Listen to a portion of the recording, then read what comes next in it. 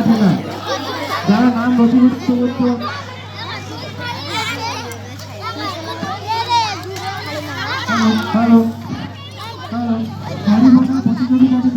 প্রতিযোগী যদি শাড়িটিকে টাচ করতে পারে কেবলমাত্র সেক্ষেত্রেই তাকে পুরস্কারের জন্য শর্টলিস্ট করা হবে, তাছাড়া কাছে বাঁচের ছাড়ের কোনো মার্ক নেওয়া হবে না। শাড়িটিকে টাচ করতে হবে ঠিক আছে, তাছাড়া কোনো রকম কোনো কিছু